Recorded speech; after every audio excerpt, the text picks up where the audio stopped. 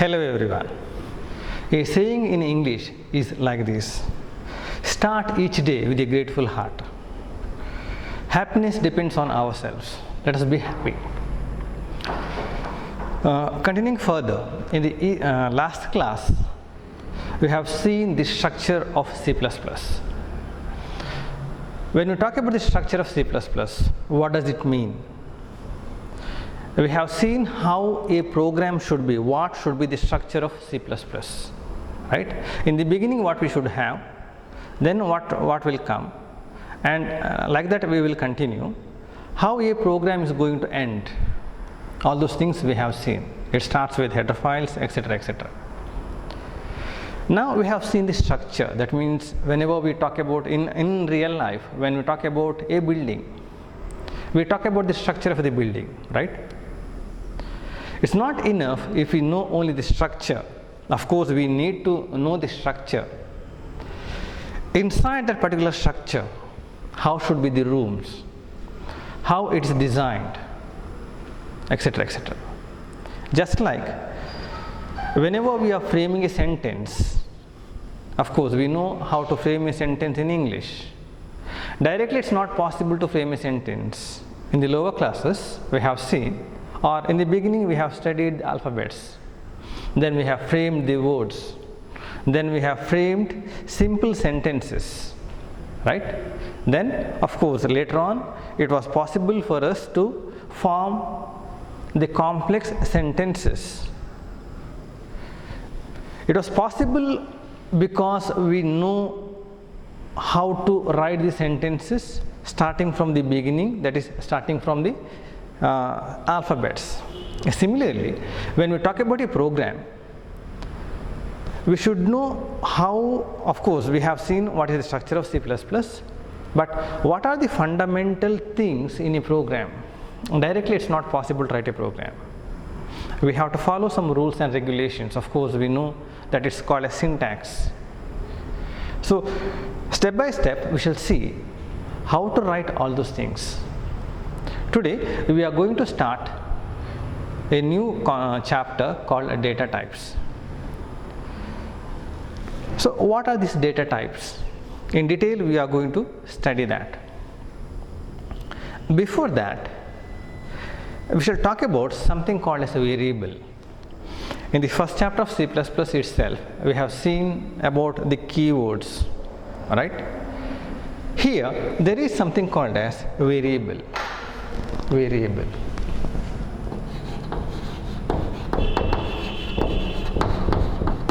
As the name says, or as it specifies, variable, that means which can vary. Vary in the sense it's not the same value. Let's try to understand. See, when we talk about, of course we have seen how to find out the area of a circle, circumference of the circle, etc., etc. In that case, we had a particular value pi, whose value remains the same 3.1415, or we can write it as 3.14. Every time whenever we talk about pi, the value will be 3.14. It's not going to change. Any number of times you run the program, the value of pi remains the same. So here it's called as a constant which remains the same.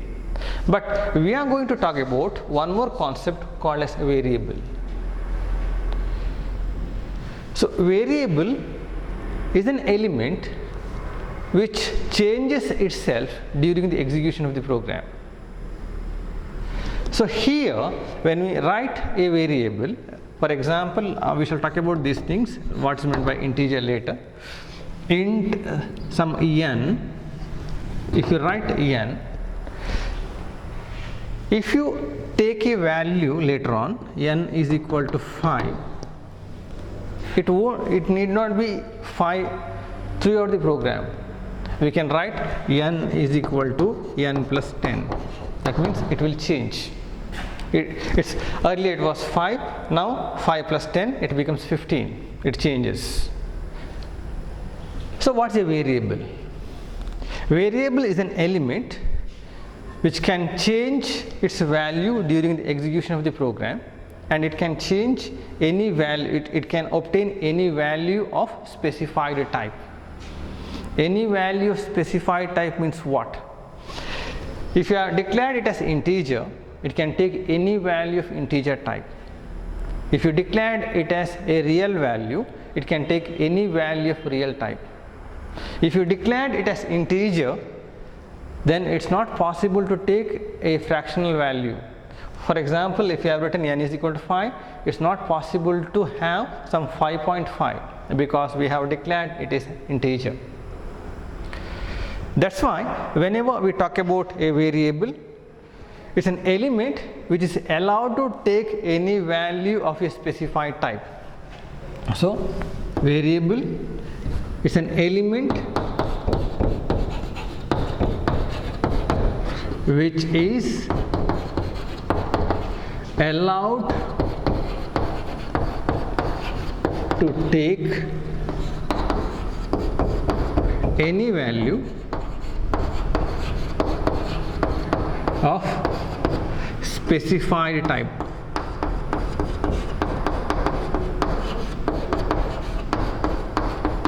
That means if it is integer, it can take any value of integer. It's not possible to take float value.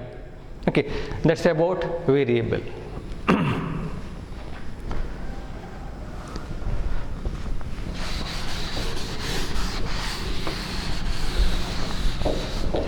Moving further,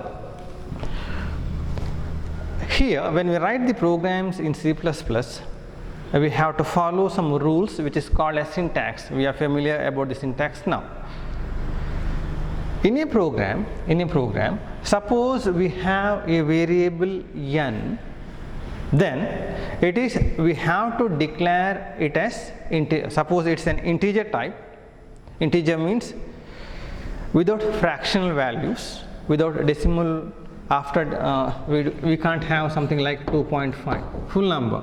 We can have something like 5 minus 10 minus 100 1000 etc etc. So whenever we are declaring a variable, we have to specify the data type. Which are the different data types we shall see later. The next topic will be that.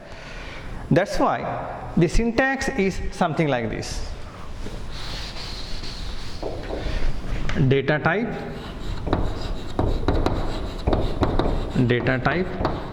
single word, data type, data underscore type, variable name,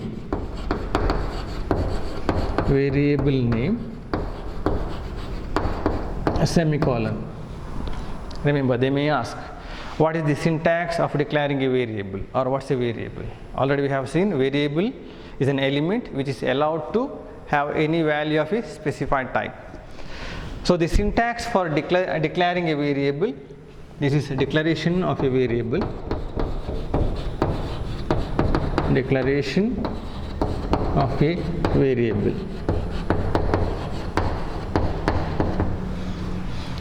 This is the syntax for that. We can write, it is the syntax.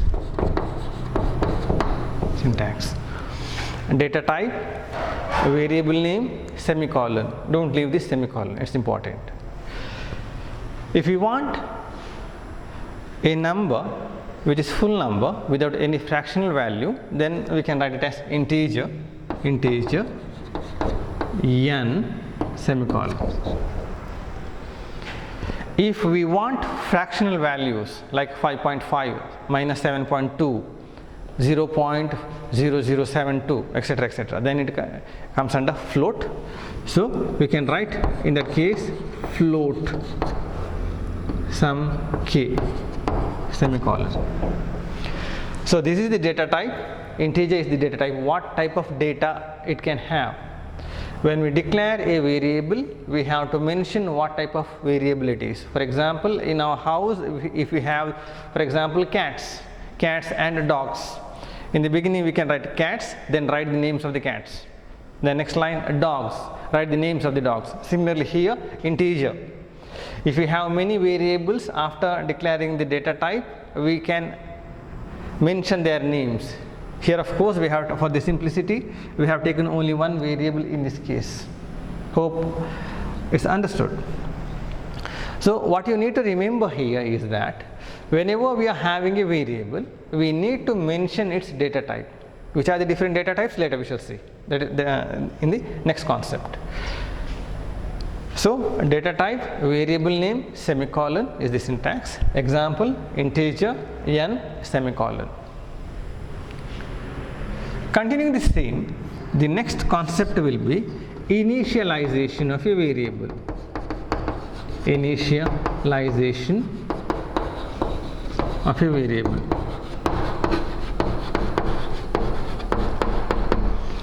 What does it mean? After declaring a variable, if you are giving a value to that, in this case int n, n is the variable that we are going to have in our program. We can input the value to the n through the keyboard, or directly you can assign a value for that. That is, this could be written, either we can write like this, or if you are giving an initial value to that, we can write int n is equal to 50. So we are going to declare a variable n which is of type integer and its value is 50. So this is called as assignment operator. You are familiar with that. So how we can write the syntax? So here the syntax is data type n is what? Variable name, assignment operator. 50 is what? Value. 50 is value. So data type, variable name is equal to value. It can be positive value or it can be negative value, or even we can assign 0 to that. Whenever we are declaring a variable, what happens, or what is the procedure, what happens in the memory? We should know all those things, then only we can understand how a particular program works. In this case, when we talk about the memory, see, memory is divided into thousands or lakhs of identical locations called as bytes. We know, we have spoken about that in memory, isn't it? We know different types of memories. We know about the primary memory, etc., etc. That's why whenever we declare a variable, what happens in the memory, or what is the use of memory, or what is the use of initializing a particular variable? Memory is, see, when we run the program, we know that program as well as data should be there in the primary memory. When you talk about the primary memory, it's the RAM. RAM or primary memory is divided into thousands or lakhs of identical locations called as bytes, right? Now when we declare a variable, it reserves space in the memory. For example, before having a class, if there are 60 students in the class, there should be space for the 50 students inside the class. Then only they can occupy their seats. They can have the place in the class, isn't it? As soon as you declare a particular variable in the program, memory is reserved so that when we initialize a value or input the value for that particular variable, that value will be stored in that particular memory location which is reserved for that during the declaration of a variable. Now in order to make it simple, of course later on we shall modify it. In order to make the concept very, very simple to you, let's just draw, let us assume that this is the memory. Later on we are going to modify it.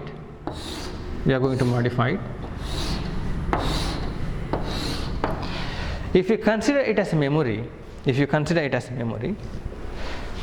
let us assume that these are all bytes. Of course in the book that will be shown something like this.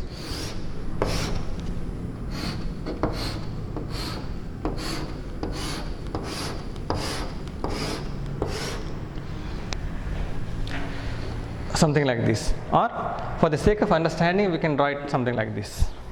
See, for example, in our class, in a particular bench, first boy or first girl, he can or she can have the location name. For example, if I call it as first bench first boy, that is the location. That particular boy or girl is having her or his name also. That's why here when we talk about the memory, the reason to quote this example is that whenever we are talking about the memory here, every memory will be having its own address, just like we have our own house address. Even though we are having many flats in a building, every flat will be having its own address. It won't be same address, right? Similarly, each location in the memory is having its own address. If you call it as 1, for example, this will be 2, this will be 3, this will be 4, 5, 6, 7, 8, etc. I am talking about the address. At the same time, in this particular location, we can store the value. In the previous example, we have taken one variable n is equal to 50, isn't it? Now, when we talk about n, of course, later we shall talk about how many bytes it will occupy, which are different data types, etc., etc. For the sake of simplicity, let us assume that n is stored here. Actually, when we talk about integer, it will occupy 2 bytes. For the time being, let me take it as n. This is n. N is having a value 50. So, whenever we are going to talk about a variable, let it be n here, in that case, when we talk about a variable, we have got 3 things with it. One is the address, in short I have written address, then the name, then the value. I repeat, address of a variable, name of a variable, and value of a variable. In our example, we have taken the value as 50, the name of the variable is n, and the address is 2. Remember, this 2 is the address and it's not used for any calculation purpose. Okay, 50 is the value and 2 is the address. I repeat, this 2 cannot be used for the calculation purpose. The value is 50 and it's not a 2, 2 is the address. Just like even we have our own house address.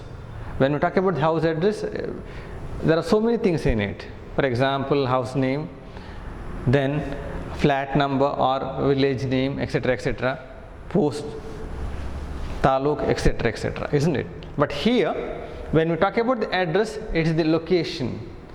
Address is given with respect to numbers.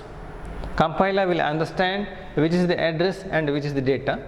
So this address is not used for any calculation purpose. 2 cannot be used. For example, 2 plus this 3. No, it's not possible. Only the value stored in that particular address can be used for any arithmetic operation. Okay. So whenever we let us repeat that. Let us recall it. Whenever we talk about a variable, there are 3 things with it. One is the address of that particular variable. Address in the sense where actually that particular variable in the memory is stored. What is the name of the variable and the value of the variable. In this example, the address is 2. Usually we will write, for the simplicity's sake, I have written it like this. In this case it is 2. We can write 0002. Name is n and the value stored is 50.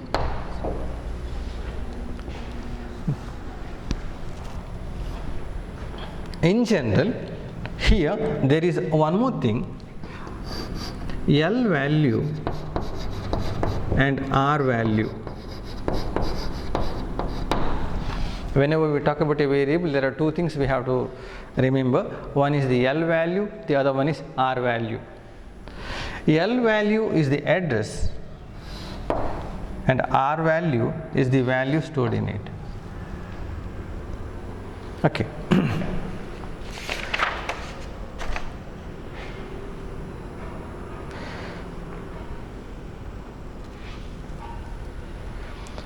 Moving further,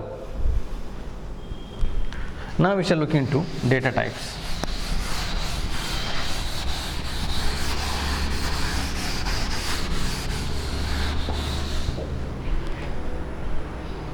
When you talk about the data types, mainly there are two types.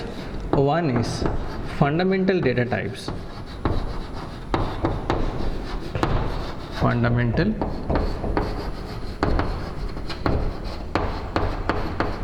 data types. The second one is fundamental or basic data types, you can write. It's also called as basic data types. Basic data types.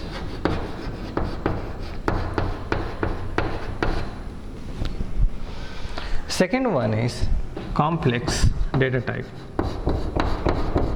Complex data type. Or it's also called as derived data types.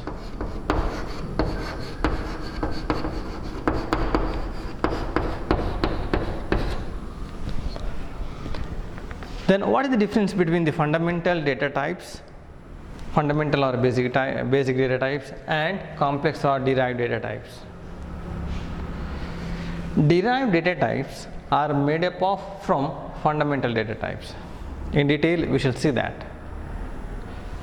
Now coming to the fundamental data types, whenever we talk about fundamental data types, one question arises: what's a data type? When we talk about the data type,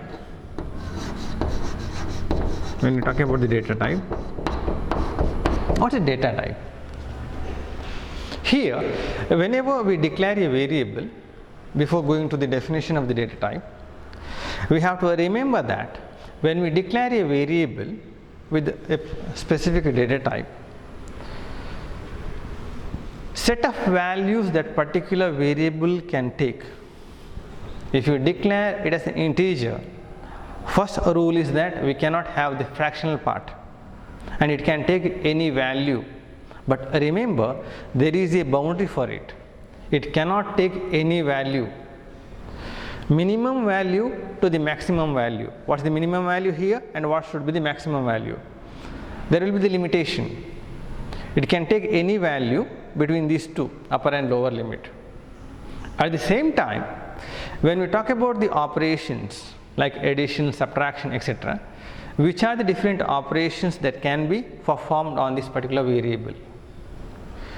So, when we talk about the data type, it specifies set of values. It values a variable can take along with the operations,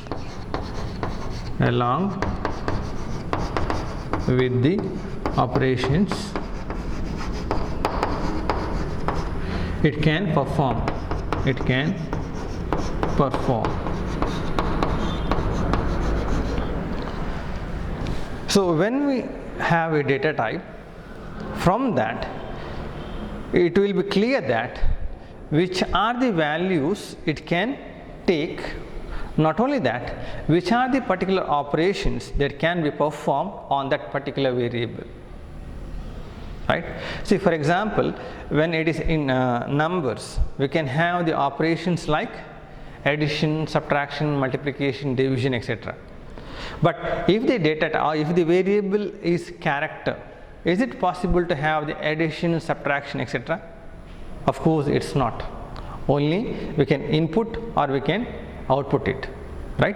In detail we shall talk about that.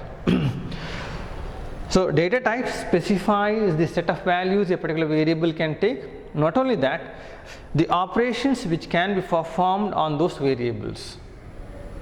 So data type will be responsible for these two types of operations. Set of values it can occupy or it can take, as well as the operations which could be done on these particular variables. Now moving further,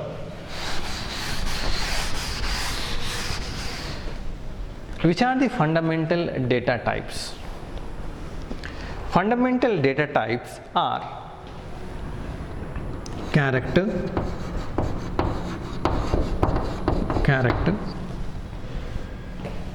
integer,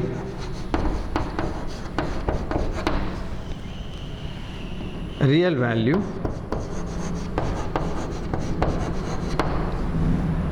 like 2.5, etc., etc., then double value.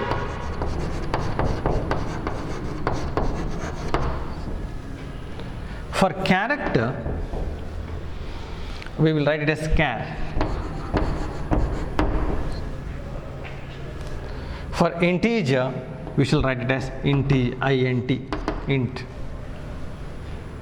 For real values, we shall write it as float. And for double values, we will write it as double. Apart from these four, we also have one more type, that's void.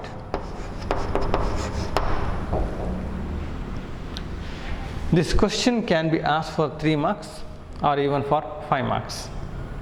Of course, when it is asked for 5 marks, we have to explain that. One by one we shall say. Character. When we talk about the character, when we declare a particular variable as character, it will occupy 1 byte, only 1 byte in the memory, and single character has to be written within single quotation. For example, some yes within single quotations. Then, which are the operations that can be performed on character? The operations that performed on character are input operator, input and output.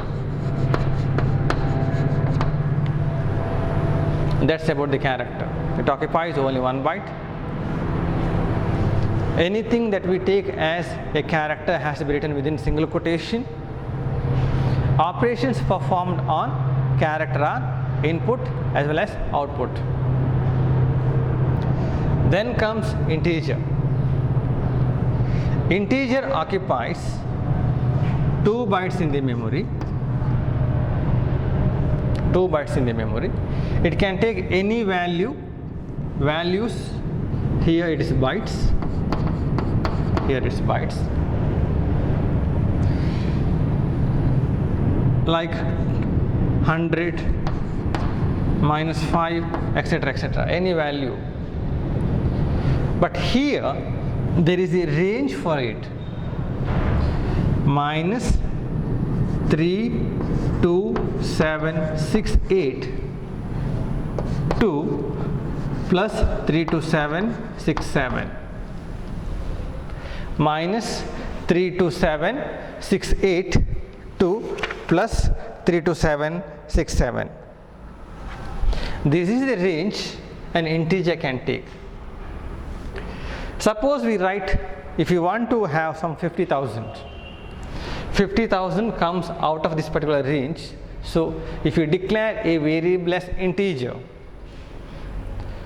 and the value of that particular integer, if it is n, for example, int n cannot take 50,000 because it's possible to have up to 32,767.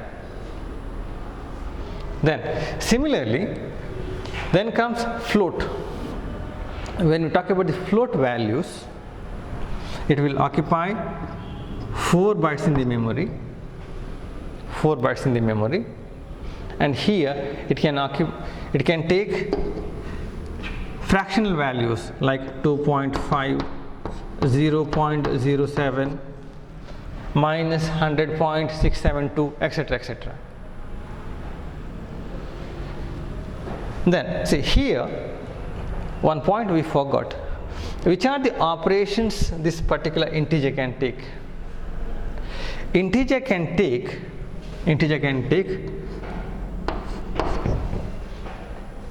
or if you declare a particular variable as integer, we can have addition, subtraction, multiplication, division, as well as integer division. We shall talk about that later. When we talk about real values or float values, 4 bytes it will occupy. We can take fractional values, and here the operations that we can have are addition, subtraction, multiplication, division, and it's not possible to have the integer division.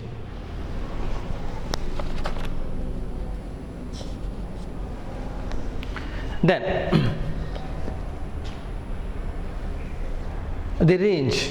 A range is, I will write it here, 3.4 minus 3.4 e to the power minus 38 to 3.4 e to the power 38. Minus 3.4 e to the power minus 38 to 3.4 e to the power 38. That's about real values. If the value is very large and if it is not possible to represent that using float, then we will go for the double. It may be very large value or it may be very, very small value. In that case, we will go for double. Here it will occupy 8 bytes. Very large value and very small values like 0.00007273, right, or 3.4 e to the power some 68, etc., etc. That is very large value. That could be written here. Which are the operations? Addition, subtraction, multiplication, and division again. The values it can occupy are, see here it is 3.4, so half of that will be 1.7 e to the power minus, here it is 38, here you remember 308, add a 0 in between, to same thing plus 1.7 e to the power 308. Easy to remember. In case of float, it is minus 3.4 e to the power minus 38, right? Here it is 1.7, half of that, 1.7 minus 1.7 e to the power, here it's 38, here it is 308, minus 308 to 1.7 e to the power 308. That's about double. Coming to the void. Void is one more type of data type where it returns empty value. Empty value in the sense it doesn't return any value. And that will be used, say whenever we write a program, we will start the main with void main. Void main. Every program will return a value. If it doesn't return any value, we will write it as void. After this, the flower bracket will open. What type of value that particular function returns, we need to specify. If it doesn't return any value, we have to write void. So when we write the void, it's empty set. It doesn't occupy any space in the memory. So which are the fundamental or basic data types? They are character, integer, float, double and void. When you talk about the character, it will occupy 1 byte, float will occupy 2, integer will occupy 2, float will occupy 4 and double will occupy 8. Void doesn't occupy any space in the memory, empty set. Then when we talk about the values in character, any character, it has to be written within single quotation. Integer, full numbers. Then float, values with fractional part. Double, very small values or very large values which cannot be written with respect to float. When you talk about the operations, only in case of character we can only input or output the characters, no other operations like addition, subtraction, because it's character. When we talk about integers, addition, subtraction, multiplication, division, as well as integer division, which we call it as a modular division. Coming to the float and double, except integer division, all other operations we can have. The values, in case of characters, any character that you enter will be written with respect to ASCII value, equivalent ASCII value.